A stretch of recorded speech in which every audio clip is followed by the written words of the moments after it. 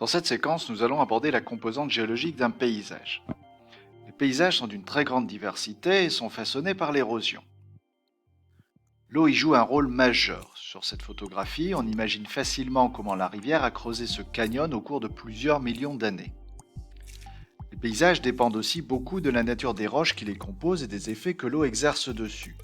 On reconstitue ici facilement sur ce paysage de la pièce comment l'écoulement de l'eau a creusé et façonné ces roches calcaires, voire provoqué dans certains cas des effondrements, à l'instar de ces grandes dépressions que l'on appelle des dolines.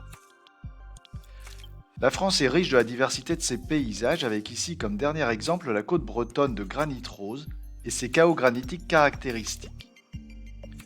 Dans un premier temps, nous allons étudier un paysage local en prenant l'exemple du Cap Blanc-Nez, dont nous allons décrire la composante géologique. Le Cap Blanc-Nez est un paysage vallonné. On y distingue des collines, des pentes, des falaises, des bosses et des dépressions dans le relief. On y distingue aussi des éboulis et des zones de terre bien fertiles. Les roches sont de couleur à dominante blanche, il s'agit de calcaire et de marne. Il s'agit de roches tendres, facilement altérables et érodables. En s'appuyant sur un croquis du paysage étudié, on peut récapituler la composante géologique du Cap Blanc-Nez. On y distingue des caractéristiques du relief, comme des altitudes variées, des falaises, des pentes, des ruptures de pente et des éboulis. On y distingue aussi des caractéristiques des roches, la présence de sable, d'argile, de marne ou de calcaire. Dans un deuxième temps, on peut étudier les reliefs des chaînes de montagnes et réaliser un profil topographique à travers le Massif central, qui est une chaîne de montagnes ancienne, et les Alpes, qui sont une chaîne de montagnes récente, en utilisant des relevés d'altitude grâce au logiciel Google Earth.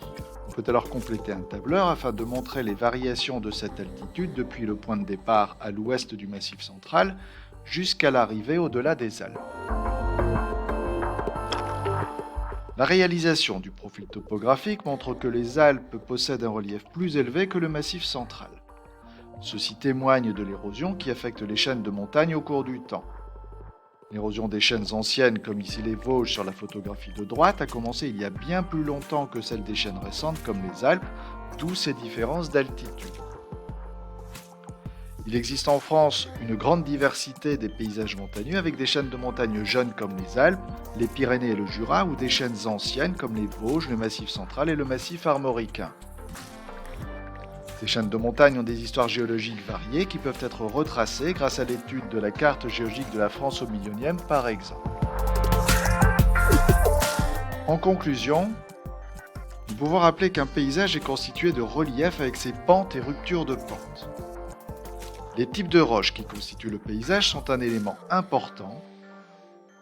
Les paysages sont façonnés par l'érosion et l'eau y joue un rôle majeur.